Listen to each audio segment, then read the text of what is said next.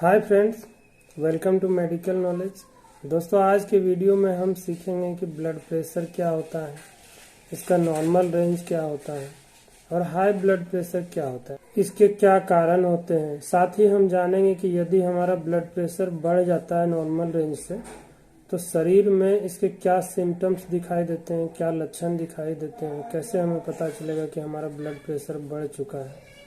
दोस्तों, इससे पहले कि हम हाई ब्लड प्रेशर की बात करें, पहले हम आसान भाषा में ये समझते हैं कि ब्लड प्रेशर क्या होता है। देखिए, ब्लड प्रेशर को अगर जाने तो यह एक प्रकार का प्रेशर है जो हार्ट द्वारा ब्लड को पंप करने के बाद ब्लड वेसल्स में ब्लड जिस प्रेशर से दौड़ता है उससे नापने पर जो रीडिंग आती है उसे ब्लड प्रेशर कहते हैं। यह प्रेशर नॉर्मल रेंज में 120/80 होता है। इसमें जो 120 है वह सिस्टोलिक प्रेशर कहलाता है और जो नीचे का 80 है वह डायसिस्टोलिक प्रेशर कहलाता है। दोस्तों, सिस्टोलिक और डायसिस्टोलिक को थोड़ा आसान भाषा में हम लोग समझ लेते हैं।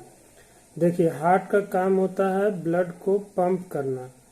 तो जब हार्ट कांटेक्ट करता है, सिकुड़ता है, तो उसके द्वारा ब्लड जो है सो ब्लड वेसल्स में थ्रो होता है, आर्टरी में थ्रो होता है, हार्ट के थ्रू।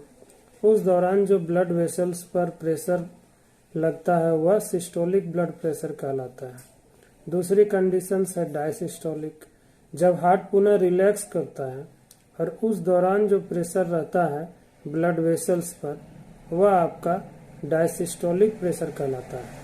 इसमें जो ऊपर लिखा जाता है वह सिस्टोलिक प्रेशर होता है और जो नीचे लिखा जाता है वह डायसिस्टोलिक प्रेशर होता है। यह तो बात हो गई नॉर्मल रेंज की जो 120/80 होती है।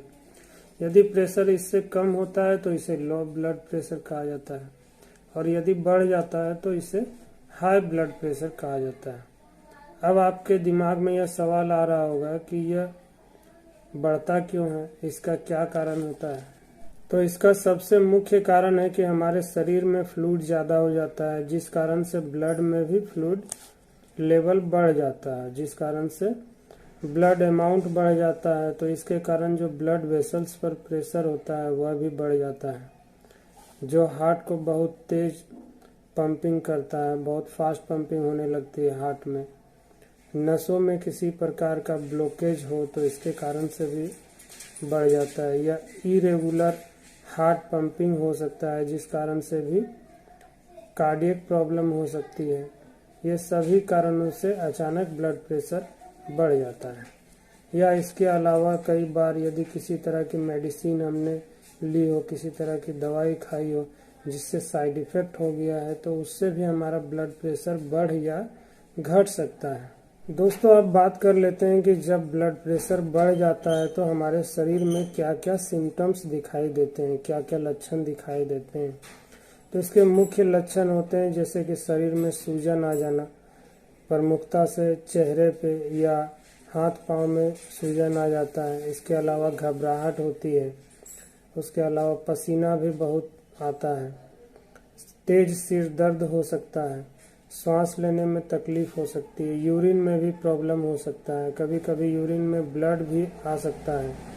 इसके अलावा हार्ट बीट इरेगुलर हो सकता है, यानी धड़कन बहुत तेज हो सकती है। ये सभी लक्षण हाई ब्लड प्रेशर में दिखाई देता है। दोस्तों, यहाँ तक हमने समझा कि ब्लड प्रेशर क्या होता है, ब्लड प्रेशर बढ़ जाने पर क्या लक्षण दिखाई देते हैं। अब हम जानेंगे कि जब हमारा ब्लड प्रेशर बढ़ जाता है और हम डॉक्टर के पास अपने इलाज के लिए जाते हैं तो वहाँ हमें क्या ट्रीटमेंट दिया जाता है, क्या सलाह दी जाती है कि कैसे ब्लड प्रेशर को कंट्रोल किया जाए, तो इसके बारे में हम विस्तार से जानेंगे। दोस्तों, जब हम डॉक्टर के पास इलाज के लिए जाते हैं तो वहाँ सबसे पहले कुछ इन्वेस्टिगेशन कराया जाता है, कुछ रिपोर्ट्स कराए जाते हैं ब्लड के, जिसमें लिपिड प्रोफाइल हो सकता है, किडनी फंक्शन टेस्ट हो सकता है। ये सारा रिपोर्ट यदि नॉर्मल हो या उसके अंदर कुछ चेंजेस आए हो तो उसके बाद डॉक्टर डिसीजन लेते हैं कि क्या दवाई देना है।